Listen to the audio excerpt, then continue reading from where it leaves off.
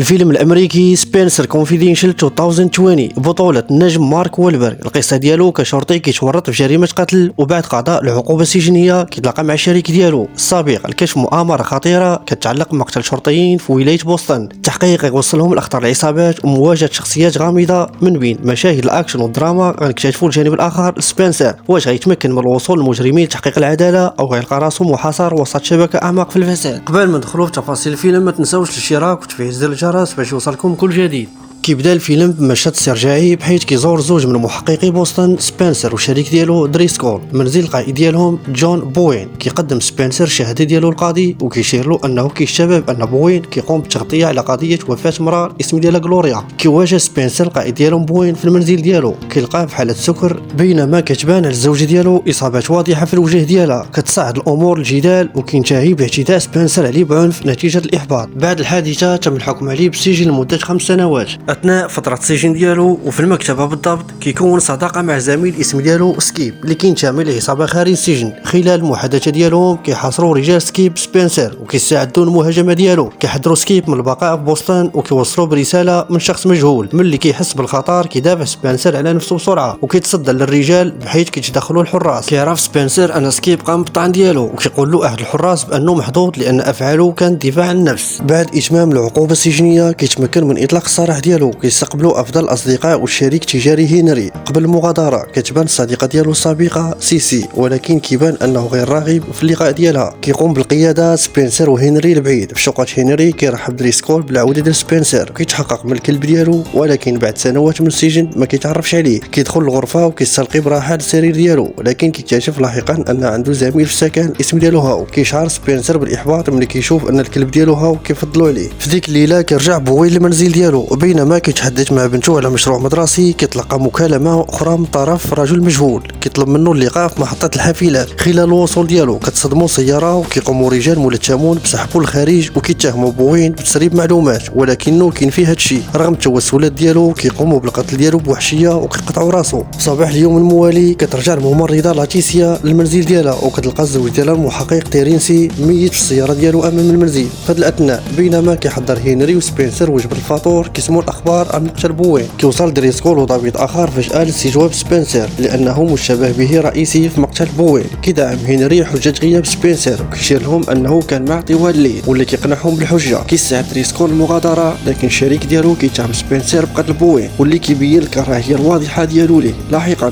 كيحضر سبنسر لمدرسه القياده لتخطيط العمل كسائق شاحنه. اثناء الدرس ما كيقدرش يتوقف على التفكير شكون اللي قتل بوين وعلاش. كيقوم بزياره صاله الالعاب الرياضيه الخاصه بهنري وكيشوفها في مقابله مع احد المتدربين واللي استهزأ به الخصم وقال له ان اللكمات ديالك بحال شي بنت واللي اثار الغضب ديالها ودفعوا وخلاه كيضربوه حتى تدخلوا المتواجدين. كيلاحظ سبنسر ضعف تقنيتها وافتقاره للسيطره وكيبدا في تدريبه. كتبان صديقه سبنسر السابقه وكتواجهه علاش ما تواصلش معها اثناء الخروج ديالو من السجن. كيعتذر سبنسر وكيوضح لها انه كيحاول يصحح المسار حياته الشخصيه لكنها كتقول له كذلك انها ما بغاش تشوفه مره اخرى. في المنزل كيشاهد سبنسر وهنري تقارير اخباريه على وفاه تيرينسي. داعي الشرطه ان تيرينسي كان عضو في قسم المخدرات واللي قتل بوين قبل ما يتمكن من اطلاق النار على نفسه. كيشك سبنسر اللي كان كيتدرب مع تي وكيعرفو كشرطي نزيه. في روايه الشرطه كينصح هنري سبنسر بالابتعاد وكيخلي الشرطه تولى التحقيق. كيوافق سبنسر لكنه كيغير الراي ديالو ملي كيشوف لاتيسيا كتدافع على البراءه ديال الزوج ديالها. كيقابل سبنسر لاتيسيا وكيعرف نفسه كصديق صابي لتيرينسي وكيشاركها بتجاربه السابقه مع بوين وكيعرض المساعده ديالو لكشف الحقيقه حول مقتل الزوج ديالها. وكتقول له لاتيسيا ان الشرطه قامت باعلان ان تيرينسي شرطي فاسد بهذا العثور على مخدرات مخبأه في المنزل ديالو.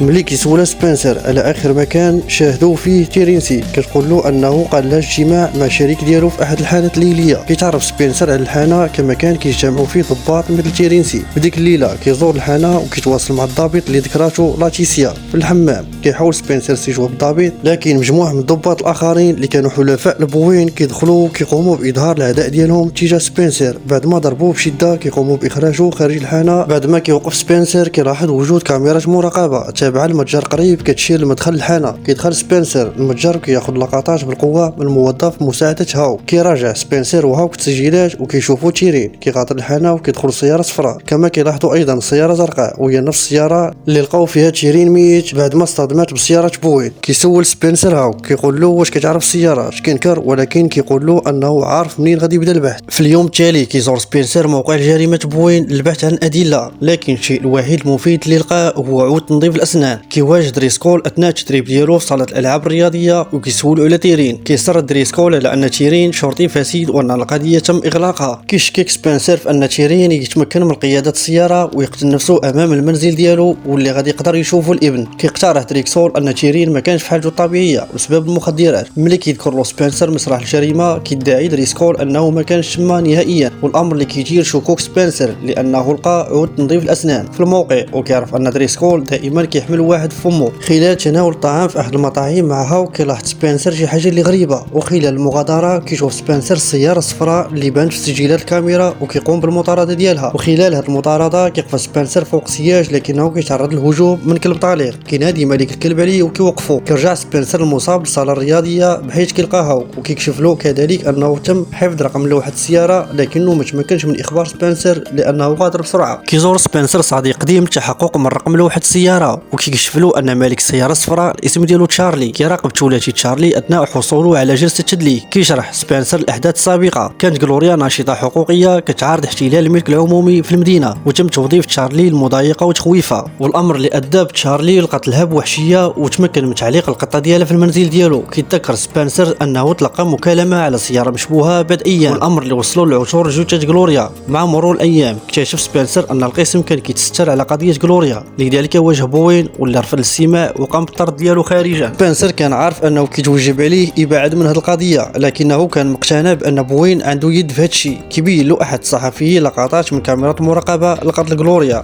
بحيث قامت عصابه من الرجال بضربها، ومع ذلك ما اتخذت السلطات اي اجراءات بشان الادله. سبنسر وهو مسلح بهذه الادله كيمشيو هو دريسكول لمواجهه بوين وكيخبروا سبنسر انه لقى الادله، لكن بوين كيبين له انه ما عندوش معرفه مسبقه بهذا الشيء وكيحاول يجبروا على المغادره. مع تصاعد احباط سبنسر من بوين ما قدرش يتحكم في نفسه وبدون سابق انذار كيهاجموا ويوجه له مجموعه من اللكمات. بعد الحادثه كيتوجهوا لسياره تشارلي وكيشقوا بجميع الاطارات وكيرسم وجه قطع الباب. في اليوم التالي كيتبع سبنسر تشارلي وكيلاحظ وجود عاملين من مكتب تحقيقات فيدرالي حتى هما كيراقبوا كذلك. كيدخل تشارلي بعد الشوارع وفي يد واحد الحقيبه، وبعد ذلك بوقت قصير كيغادر شرطي الاسم ديالو ماكلاين بنفس الحقيبه. كيقرب سبنسر من عملاء مكتب التحقيقات الفيدرالي واللي تعرفوا عليه كرجل كان السبب ديالو بوين في السجن ديالو، وكيعطيوه بطاقه وكيطلبوا منه مشاركه اي معلومات كتعلق بالقضيه. كيتلاقى سبنسر بهوك لمناقشه التحقيق الجاري. كيقترح له هوك ان قتل بوين غادي يكون كرساله. كيتصدم سبنسر وكيقترح فكره اخرى. كيمشي سبنسر لرؤيه سكيب في السجن المطالبه باجابات، لكن سكيب كيرفض التحدث. كرد فعل كيجري سبنسر مكالمه فيديو مع هنري وكيبين لسكيب ان الزوجه ديالو حاليا في موعد مع هاو. كيقول سبنسر لسكيب انه خاصو يتوصل باجابات حاليا،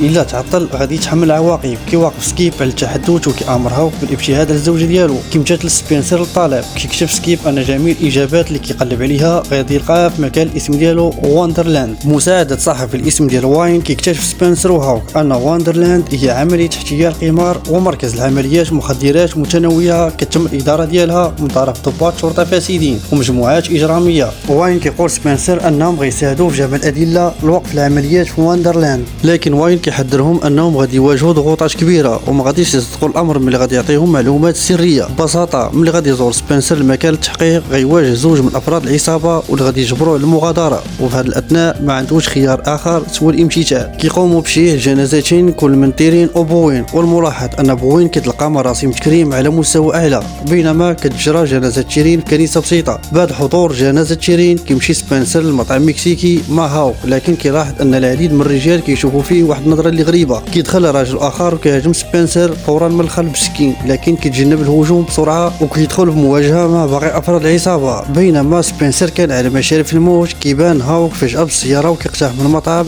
محاوله لانقاذه. بسبب الحادث كيقرر قررت ولاة الانتقال مؤقتا للمنزل الصديقة ديالو السابقة سيسي لتجنب المطاردين. كتصل ليتيسيا بسبنسر وكتطلب منه الحضور فورا للمنزل ديالها بعد ما لقاتو في حالة فوضى. كيتوجه في نفس الوقت هو وهاوك للمنزل ديالها، بحيث كتسلم سبنسر قرص مدمج كيحتوي على بعض الاسرار اللي كان كيحاولوا المتسللين الوصول ليها. كيستمعوا لمضمون القرص كيكتشفوا تسجيل المحادثة بين تيرين وبوين، وكيتبين ان بوين قام بالادلاء بشهادة لتيرين حول تورطهم مع وندرلاند لانه كان باغي الخروج من العملية. كيعترف تيرين بان عصابة تيرينيتاريوس اللي هاجمت سبنسر كتعمل لصالح تشارلي، وتشارلي كيعمل لصالح ماكلاين، والجميع ديالهم كيعملوا لصالح دريسكول. الان بعد ما ظهرت الحقيقة كيذهب سبنسر لمنزل دريسكول للمواجهة ديالو بالاكتشاف. كيعطيه فرصة أخيرة للاستسلام ووقف عملية وندرلاند قبل ما تكون عدد كبير من الضحايا. كيسلم سبنسر شريط تسجيل لزوج من العملاء مكتب التحقيقات الفيدرالي، لكنهم كيقولوا له ان هاد الادله غير كافيه لتبرئه تيرين، والامر اللي كيثير احباط سبنسر. كيتوجه لعند شارلي وكيسولو على تسليمات المخدرات الاسبوعيه.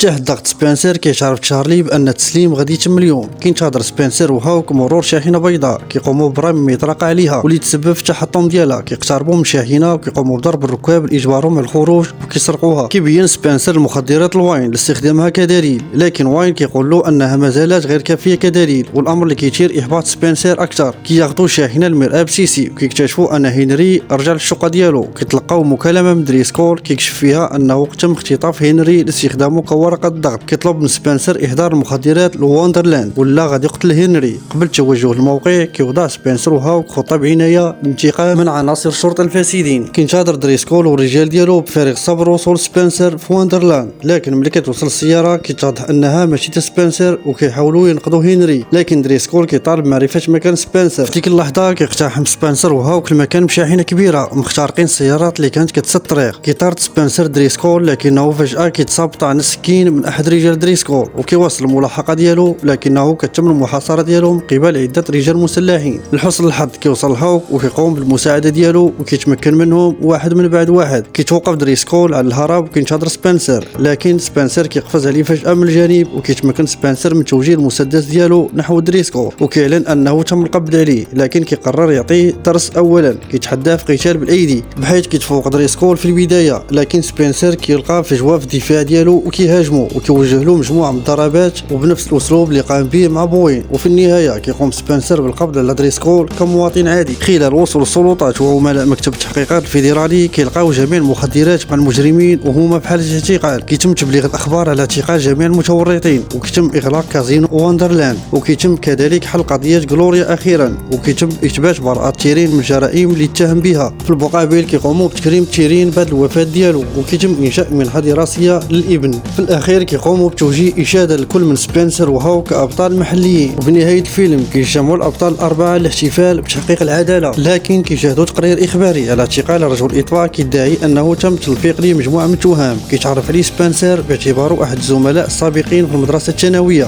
بينما كيتوصل الرجل للحصول على المساعده كيتجمد سبنسر في المكان ديالو وهو غرق في التفكير، بينما كيحذروه باقي الاصدقاء بعدم التورط من جديد. وبهذه الاحداث المشوقه والاكثر اثاره غادي نكونوا وصلنا لنهايه الحلقه. ما تنسوش الى عجبكم المحتوى دعموا القناه بالاشتراك وتفعيل زر الجرس باش يوصلكم كل جديد.